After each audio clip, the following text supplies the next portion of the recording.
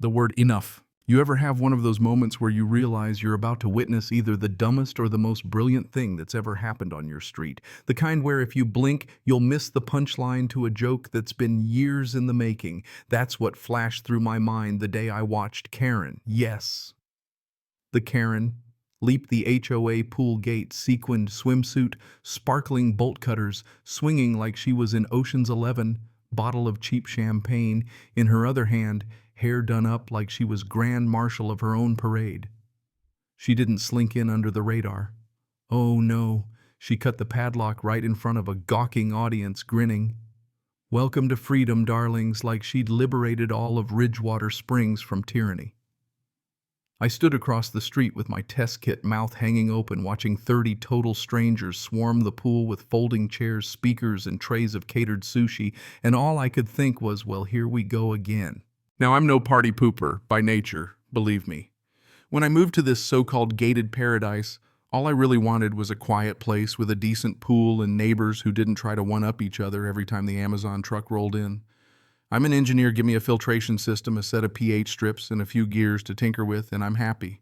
So when the HOA asked for volunteers to help maintain the pool, I was the first to raise my hand. I liked knowing things ran smooth. I liked earning a little trust. Most folks appreciated the order book, the space sign, the waiver, return the key, simple stuff. Except you guessed it, Karen. 3 doors down. Peach-colored house with a dead fountain and a bumper sticker that read, "I don't call 911, I call the manager." Her favorite hobby, unauthorized pool parties. Community wellness events, she'd call them, but really they were boozy chaos. 20 people, 0 reservations, a trail of glitter and empty bottles leading back to her front walk. The first time I caught her, I figured maybe it was an honest mix-up. I walked over, nice as you please, offered to show her the reservation app. She barely glanced at me, sipped her mimosa, and chirped, "Don't worry, sweetie. We're just harmless little fish." Next time was worse. She cut off the HOA lock and slapped on one of her own. When I tried to do my job that Sunday, I had to scale the fence, explain myself to her crowd like I was the criminal, while Karen leaned back in her lounge chair and said, "Relax, pool guy. It's just chlorine." Every time I reported her, the HOA sent a polite thanks and did absolutely nothing. It was like yelling into a hurricane. So when that fateful Saturday rolled around, music blaring, neon floaties flying, Karen pouring rosé into mason jars before the guests even set their towels, I snapped. Not out loud, not yet. But inside, you know. That feeling when you realize the rules only apply to you and the rest of the world's just along for the ride. I walked over, tried one more time. "Karen, you didn't reserve the pool. This isn't your property. You can't just..." She cut me off with a look like I was a ficus that suddenly started talking. "Oh, Leo, lighten up. Nobody owns water." Then her friend, phone in hand, snapped my picture and asked, "Is that the creepy guy you warned us about?" That was it. That's when I knew talking was useless. I needed a plan, a scientific, poetic, slightly wicked plan. I'm not proud of what I did, but I'm not sorry either. In my garage sat a gallon of polymer slime I'd whipped up for a science demo. Completely harmless, biodegradable, almost invisible in water, until it got warm and clung to fabrics like some mutant dye. I spent Friday night perfecting the mix, adding a little time delay, a little pH pigment. It wouldn't hurt a soul, but after 10 minutes, anyone in the pool would be streaked with green or purple patches like a walking Jackson Pollock. Saturday morning, I deactivated the chlorine poured in my concoction and reset a dummy lock for effect. Then I waited. Didn't have to wait long. At noon, sharp Karen and her tribe were back, drinks clinking, music pounding. I watched from my window as little by little partygoers started fidgeting, tugging at their suits, glancing around, confusion spreading as vivid colors began to bloom across their clothes. Karen shrieked when her elegant white cover-up turned into a green and violet disaster. One guest screamed about being chemically attacked. Another hurled her purse into the hot tub, desperate to rinse off. I just sipped my coffee, watching the chaos unfold. Part of me delighted, part of me just sad it had come to this. The next day, my phone blew up with HOA group chat drama.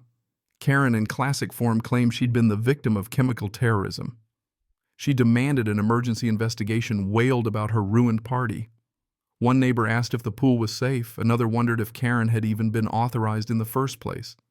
She dodged, spun, the story doubled down, said someone was going to jail over this. By noon, Glenn, the HOA president guy's got the demeanor of a TSA agent on his third double shift, emailed everyone to say the pool was closed while they investigated. That was my window. I volunteered to help clean up, met Glenn at the gate, explained everything, showed him the footage from my hidden camera, gave him a bottle of the harmless slime, broke down the science. Glenn just shook his head and chuckled. Not exactly official policy, but can't say she didn't have it coming. Of course, Karen didn't take her loss quietly. By Monday, she'd filed an official complaint, accused me of harassment, psychological warfare, even attached photos of her friends' ruined swimsuits as evidence. Glenn called a board meeting, invited both of us. Karen came armed with a legal-sized folder thick enough to bludgeon someone. I handed over the USB with all my footage, chemical breakdowns, and a sealed sample. Karen recoiled like I'd brought plutonium. Glenn played the video, Karen cutting the lock, throwing her party, then freaking out as the slime did its thing. Board members tried not to laugh. When it was over, Glenn asked, "Were you aware the pool wasn't reserved under your name?" Karen tried to weasel her way out, blamed Mindy, who'd quit the board months ago, blamed the reservation app, blamed the phase of the moon. Who knows? Glenn didn't budge. The board suspended Karen's pool access for 3 months and warned her any further stunts would mean fines and legal action. You'd think that would be the end of it, right?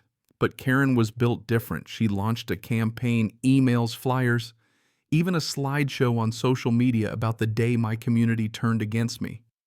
She told everyone she was consulting a lawyer, threatened civil suits for emotional distress, and started knocking on doors, passing out cookies, and carefully edited clips to anyone who'd listen.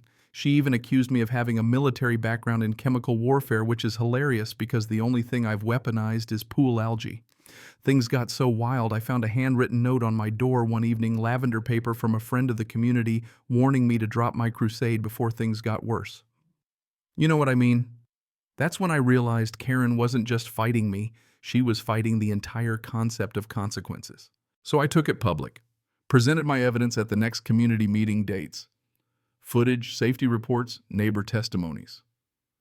Laid it all out, no bitterness, no jokes.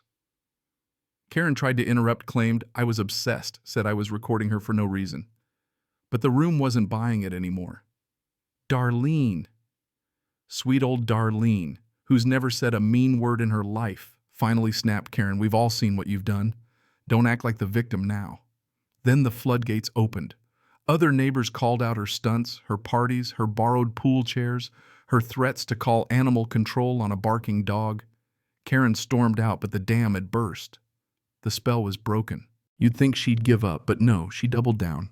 She printed glossy flyers depicting me as some kind of mad scientist, organized a peaceful protest at the pool, chained the gate with her own padlock, held a karaoke sit-in with her loyal wine moms. Glenn called the cops, who, after a good laugh, cut the lock and handed him the bolt cutters. Karen filed city grievances, accused the pool of environmental code violations, but when the inspector showed up, he just complimented my filtration system and left. Every escalation fizzled into nothing. Meanwhile, the neighborhood started to change. Janet, the schoolteacher, put up a sign, "Pool Rules Matter." Teens tagged "Slime Queen" in chalk by Karen's driveway. People started standing up not just to Karen, but to the years of passive-aggressive nonsense she'd gotten away with. And the board, they passed new enforcement rules with Karen's name right at the top of the public report. Final act. Karen tried to host a Healing Waters event at the pool, framing herself as the misunderstood martyr. Nobody bought it. Officers stood by the gate, turned her away. She left quietly, her little parade down to just 5 diehards and a Bluetooth speaker. For the first time in ages, the pool was peaceful, kids laughing, music at reasonable levels, nobody sneaking in after dark.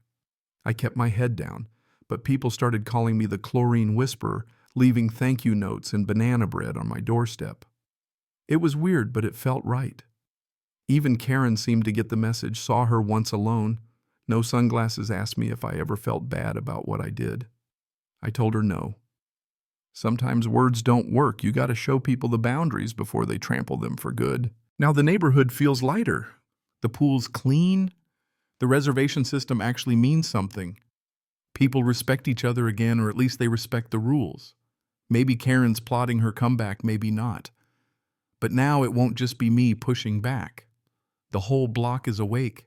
Maybe that's the real ending, one prank, one moment of glorious slime and the courage for a bunch of regular people to finally say together enough is enough. So what do you think? Was it too much or just what this community needed? Let me know down below. Where's the line between petty and justified, between order and overreach? Would you have done the same? Or just let Karen keep swimming?